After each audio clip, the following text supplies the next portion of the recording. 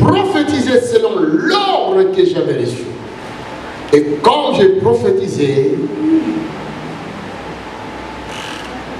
il y eut un bruit. Et voici, il se vit un mouvement et les eaux s'approchèrent les uns des autres. Et je regardais et voici, il leur vint de nerfs, de la chair crue, et la peau les couvrit par-dessus. Mais il n'y avait point en eux d'esprit. Il me dit, prophétise et parle à l'esprit. Prophétise, fils de l'homme. Et dis à l'esprit, ainsi parle le Seigneur l'Éternel. Esprit, viens des quatre vents, souffle sur ces morts et qu'ils revivent. J'ai prophétisé selon l'ordre qu'il m'avait donné et l'esprit entra en eux et ils reprirent vie. Et ils s'éteignent sur leurs pieds. C'était une armée nombreuse. Et quand je lis Ézéchiel, je dis non, c'était des hommes en ordre, extraordinaires.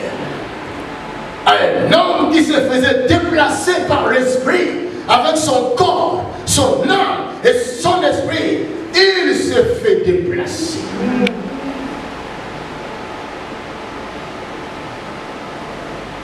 Alléluia. Amen. Oui, cela est vrai. Puisqu'un jour j'ai fait l'expérience. Je demandais à Dieu, si toi tu as transporté Ézéchiel, tu l'as fait aussi avec Philippe. Tu peux aussi la faire avec moi. Amen. Ma mère est là. Apôtre Mazéza. Alléluia. Enlève-toi, maman Mazéza, va faire ça.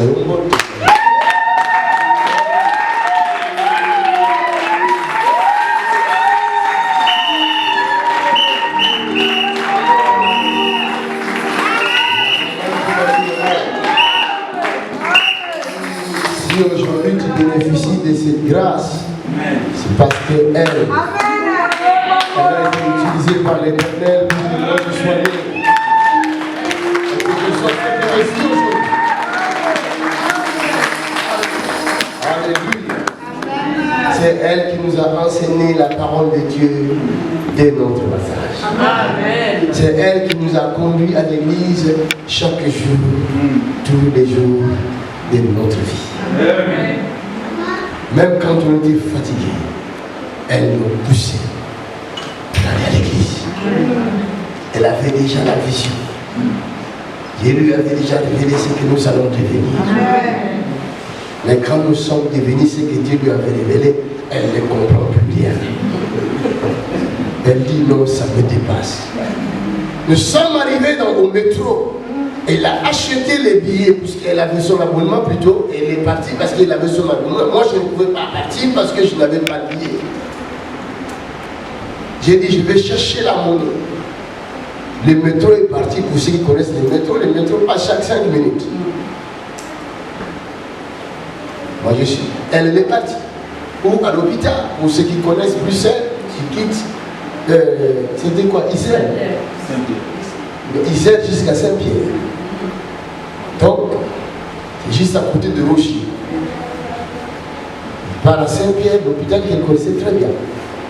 Arrivée à l'hôpital, moi je savais qu'elle est déjà arrivée puisque je vais prendre le métro qui va suivre après.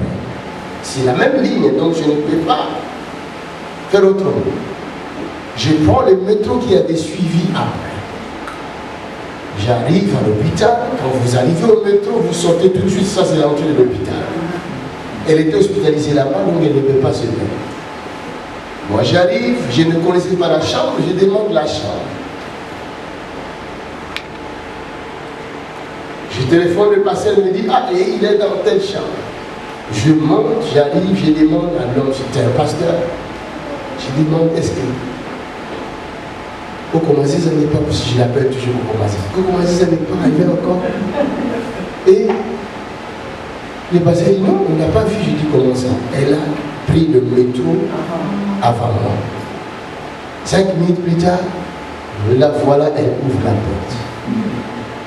Elle me dit, elle me demande, comment tu as fait pour rentrer ici avant moi? J'ai dit, mais je suis venu, j'ai suivi la méthode qui avait suivi après.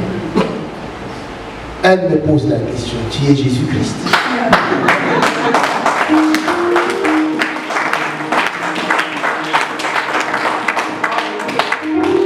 Afin que je sache que ce n'est pas un hasard, puisque j'avais demandé à Dieu, l'expérience que tu as fait avec Philippe et Ézéchiel, je veux aussi le vivre. Pour la deuxième fois, toujours dans le même méthode.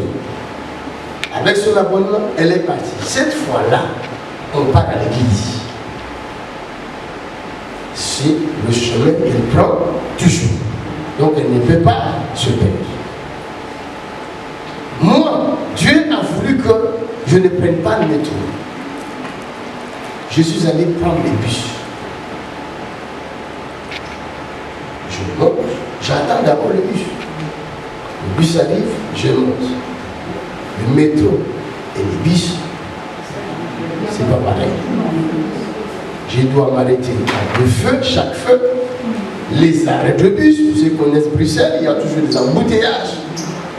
Quand je suis arrivé à l'église, ce soir-là, j'avais rêvé que je suis arrivé à l'église, la porte de l'église était fermée, et la personne qui avait la clé n'était pas là.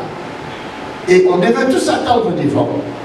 Mais dans mon rêve ce soir-là, Jésus était là avec nous et j'avais touché notre Seigneur. Et toute personne qui me touchait, l'onction quittait le corps de Jésus, me traversait pour toucher les gens. Et les gens étaient guéris en masse. Ça, c'était dans le rêve. Et le jour d'après, le samedi, donc j'arrive devant l'église, elle avait pris le métro. Devant l'église, elle n'est pas là. Je demande au bien-aimé qui était là. Ma mère n'est pas encore arrivée. Non, on ne l'a pas vue. Ah, mais elle a pris le métro. Elle a fait encore l'escalier. Bon, on attendait devant la porte. J'ai dit, la porte, je dis, c'est fermé, la personne qui a la clé n'est pas là. Je me suis rappelé du rêve. J'ai dit donc, Jésus est ici. Maintenant, il est où? Je cherche Jésus. Je voulais le toucher, afin que tout le monde vienne me toucher aussi.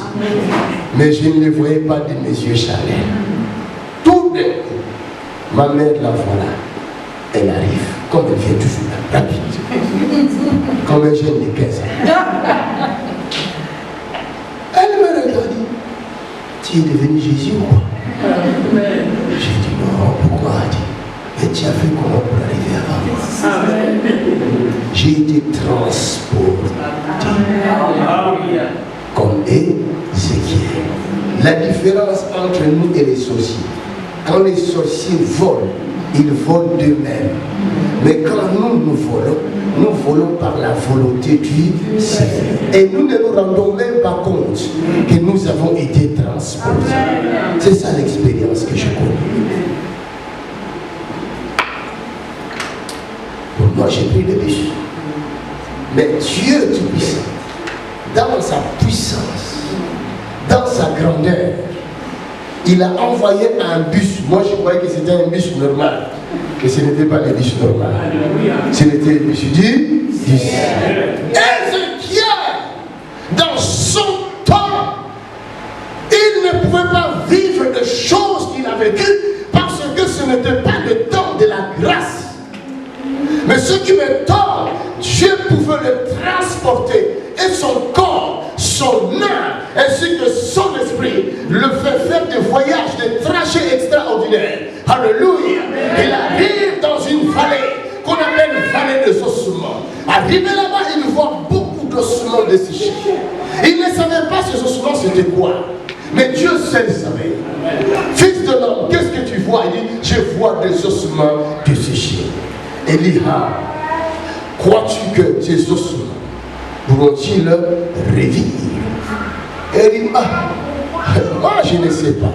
Mais toi tu sais. Quand tu arrives devant une équation, ne le garde pas. Prends l'équation.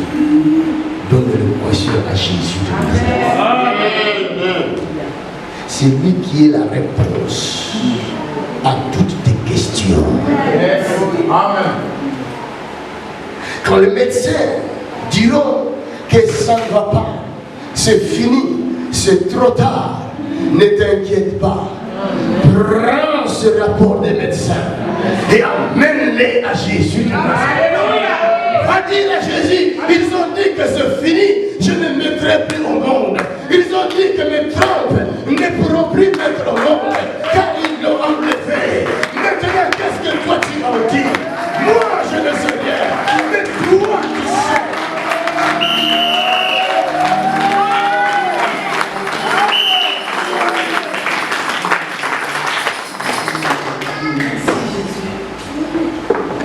Sinon, il ne serait pas Dieu.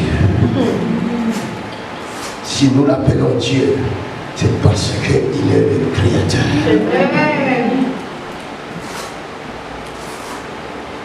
Aujourd'hui, je ne sais pas. Je ne sais pas. Mais lui sait. Mais dis à ton prochain, Ézéchiel. Dis-lui, je suis Ézéchiel. Dis-lui, tu vas me voir chez toi. Tu vas me voir chez toi. Pas pour t'inviter. Mais pour te communiquer la vie. Ézéchiel, crois-tu que ces ossements pourront-ils revivre? Moi, je ne sais pas. Mais toi, tu sais. Alors l'Éternel dira à Ézéchiel, prophétise à ces eaux. Vous attendez que les prophètes viennent de Congo-Kinshasa ou de la Côte d'Ivoire, d'Abidjan, de Yaoundé pour parler en votre faveur. Hein? Vous attendrez longtemps. Et il y en a d'autres, quand ils viennent avant de parler, ils regardent d'abord la position et disent, cette sœur doit être une femme d'affaires. D'accord, dit, maman, viens.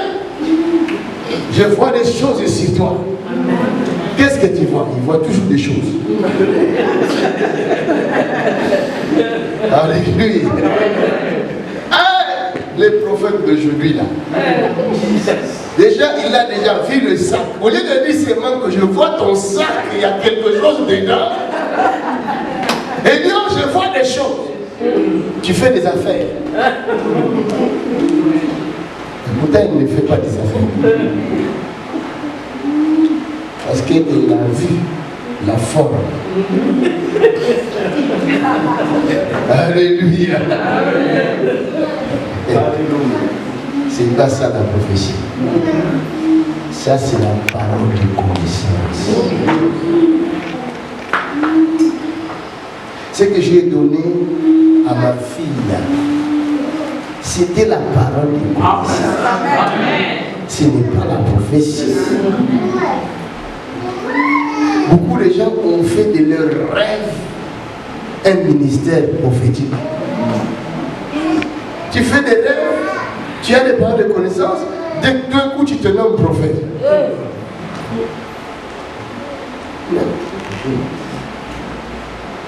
Non. Prophète, ce n'est pas égal à la prophétie. Les dons de la prophétie, tout le monde peut l'avoir.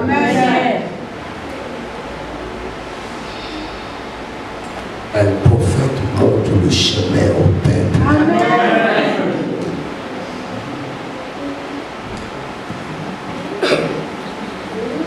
J'ai une parole qui transforme. J'ai une parole qui délivre. J'ai une parole qui guérit. Comme je te dis, ma fille, je change ta vie. Je fais de toi une femme d'affaires. Même si tu ne faisais pas d'affaires, à partir de maintenant, alors que je te parle, avec l'onction du Saint-Esprit, les affaires viennent dans ta vie. Les portes s'ouvrent dans ta vie. Je le mets dans tes mains. In Jesus' name.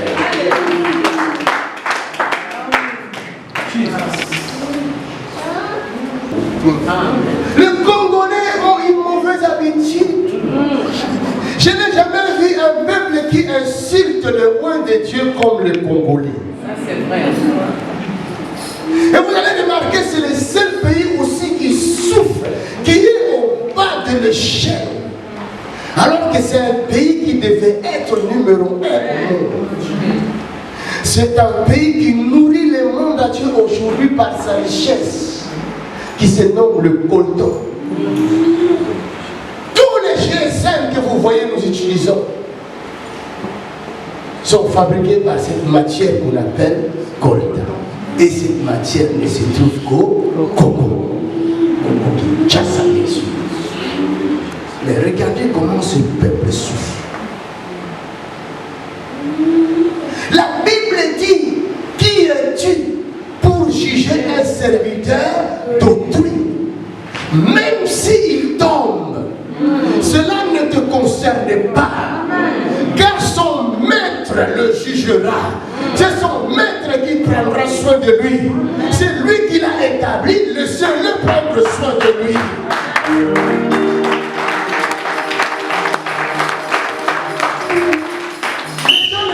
Pas, en critiquant les serviteurs de Dieu, vous critiquez en même temps Dieu. Cela veut dire que vous faites passer ce Dieu-là pour même pas un menteur, mais quelqu'un qui ne vaut rien, un incapable. Vous comprenez?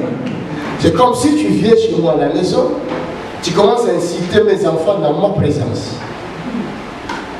Ça, c'est quel type d'enfant ça? Hein? Un poli comme ça. Hein? Comment vous avez été élevé, vous? Vous êtes vraiment des hommes, vous? Et moi, leur père, je suis là. Je serais content d'entendre ce jour-là.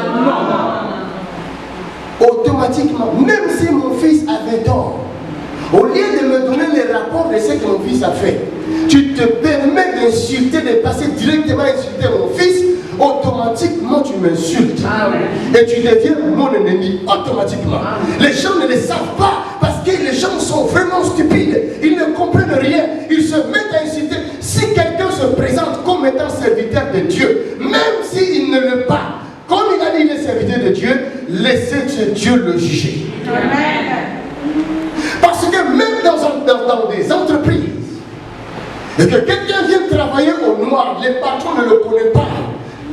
Croyez-moi, si le patron le remarque qu'il y a un ouvrier ici dans mon entreprise qui travaille sans que je le sache, cette entreprise, c'est plutôt cet ouvrier sera arrêté. Et c'est lui qui l'a amené là, sera aussi arrêté. Il doit rendre compte.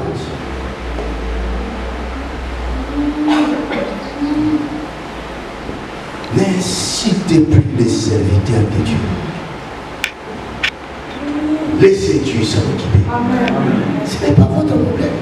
C'est pourquoi ce pays-là est en train de galérer jusqu'aujourd'hui. Quand il y a un problème, il cherche automatiquement à renvoyer ça, à rejeter ça à l'église. Oh, c'est la faute de l'église. Même si ça ne concerne pas l'église. Comment voulez-vous être délivré? Or, la Bible dit, confiez-vous à l'Éternel, vous serez affermis. Et à ses serviteurs, vous réussirez. La réussite ne se trouve plus dans la main de Dieu. La réussite, Dieu l'a confiée à ses serviteurs.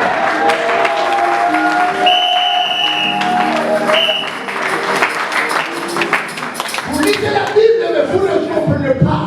Jésus a dit à Pierre, je te donne les clés. Ce que tu ouvriras sur terre sera ouvert au ciel. C'est-à-dire ce que tu diras sur terre, moi je l'accomplirai. Si tu dis à quelqu'un tu es béni, moi je mets mon cachet. Si tu dis à quelqu'un tu es guéri, moi je mets mon cachet. Si tu dis à quelqu'un tu es délivré, moi je mets mon cachet.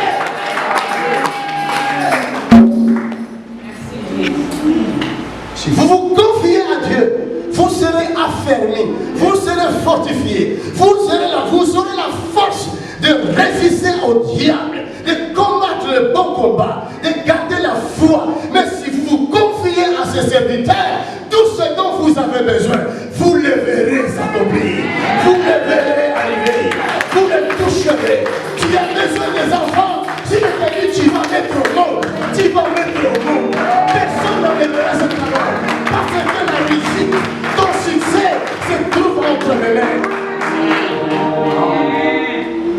lisez dans vos Bibles, mais vous ne prêtez pas attention.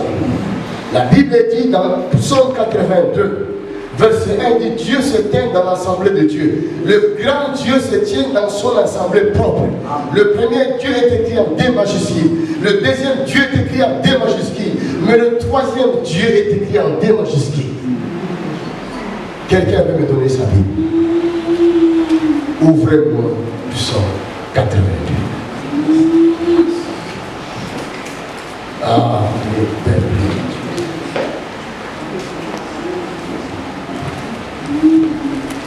Ézéchiel prophétise. Tu peux seulement enlever les mots d'Ézéchiel, tu mets ton nom. Alléluia. Donne-moi la vie. Regardez bien d'abord. Vous allez me dire si j'ai raison ou pas. Dieu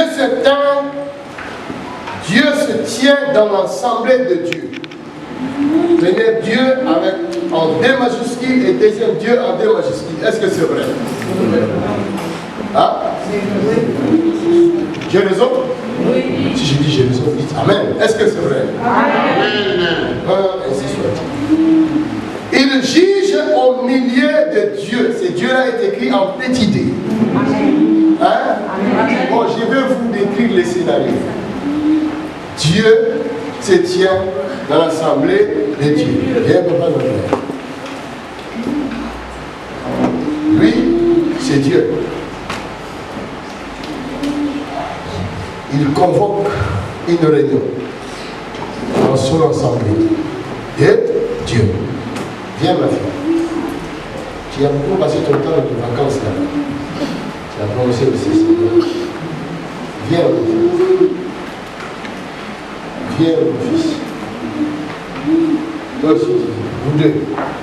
Ne soyez pas à côté de lui. Lui, c'est Dieu. Attention. Ouvert le feu. Venez devant. Ici, de lui. Voyez? Regardez-moi ici. Ne le regardez pas. Voilà, restez à côté comme ça, c'est bien. Vous deux à côté comme ça. Voilà. Et puis Dieu au milieu. Avancez un peu comme ça. Recule un peu comme ça. Et attention, c'est le feu ici. Et lui, c'est le feu. Amen. Amen. Dieu se tient dans l'assemblée de Dieu. Donc ici, il y a l'assemblée de Dieu. Ça, c'est son assemblée. Ici, nous avons les 5 ministères. Vous comprenez? Est-ce que vous me suivez? Amen. Il juge au milieu de Dieu. Mais ces dieux-là sont là dans vos Bibles en D minuscules. Est-ce que vous avez déjà dit ça? Est-ce que vous avez déjà compris? Non. Je vais vous faire voir. Regarde ce qu'il dit. C'est le Dieu là qui parle. Hein? Comme il n'a pas de lunettes, je vais lire à sa place. Et si je lui donne là, le Dieu va devenir la même. Il faut sauver l'honneur. Alléluia. Amen. Dieu parle. Jusqu'à quand, verset 2, jugerez-vous avec iniquité?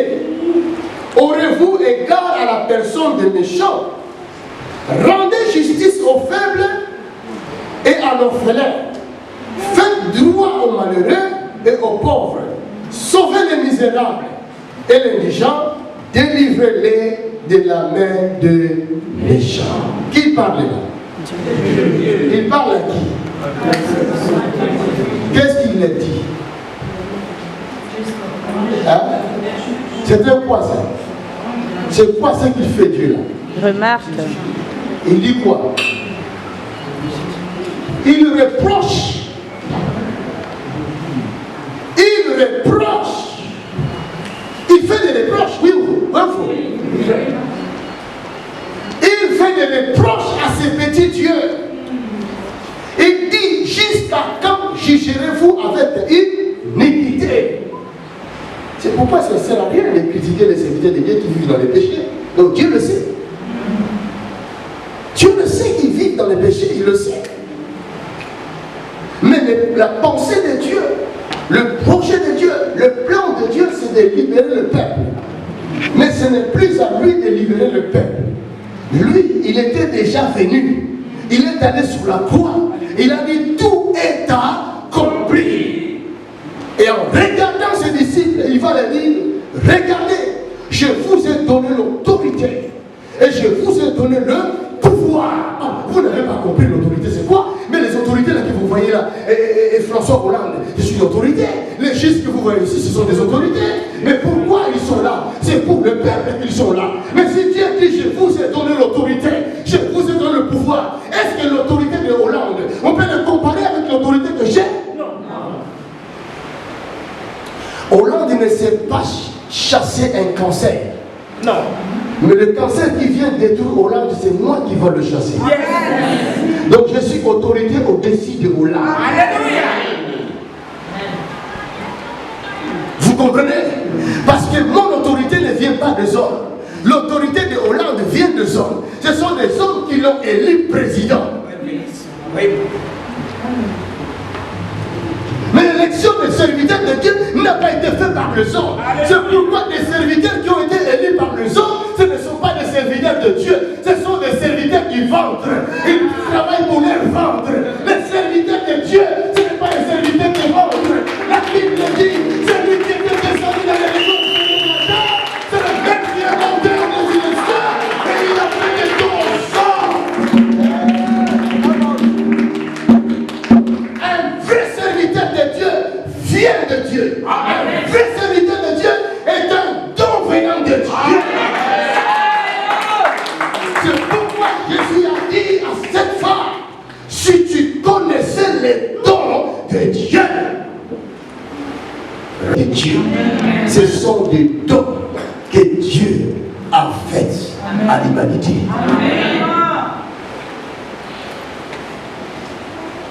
Vous détruisez ces dons, vous tuez ces dons, mais vous vous détruisez vous-même. Et Dieu, il est dans son assemblée. Il n'arrêtera pas à corriger ses serviteurs, qui sont ses fils. Quand ils marcheront dans le péché, dans l'iniquité, il va le reprendre. Il a dit là-bas, si nous avons lu dans Ézéchiel, il châtie ce qu'il aime. Il est prêt à châtier ses serviteurs, à les frapper s'il faut, afin de les corriger, parce que l'Éternel a une pensée pour toi. Il veut que tu vives, il veut que tu sois délivré, il veut que tu sois libéré, il veut que tu sois transformé, il veut que tu sois conduit.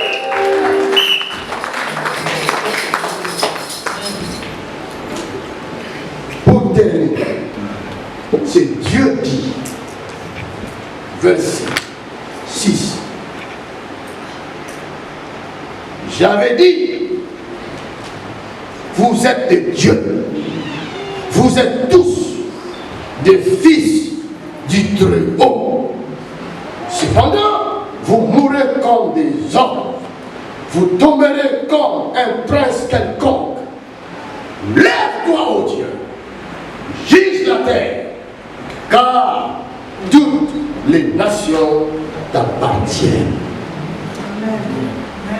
J'avais dit que vous êtes des dieux, mais si vous continuez à vivre dans l'iniquité, dans le péché, vous allez tomber comme quelqu'un homme, comme n'importe quel homme. Nous ne pouvons pas, nous ne devons pas, nous n'avons pas le droit de tomber comme les autres tombent. Nous n'avons pas le droit de mourir comme les autres meurent. Le jour où Makanzu quittera la terre, ce jour-là, les morts ressusciteront. Le jour où Makanzu quittera la terre, le paralytique marcheront. Et il continuera toute la vie.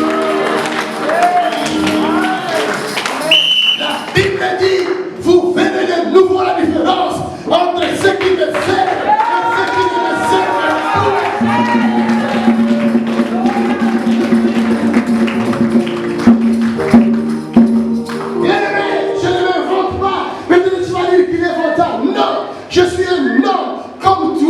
Mais ce que je sais, c'est que la vie et la mort sont au pouvoir de la langue. Ce que je dis, c'est ça que je veux vivre. Et je te conseille de parler positif pour toi. Parce qu'aujourd'hui, c'est la prophétie. Il doit prophétiser. Fils de l'homme.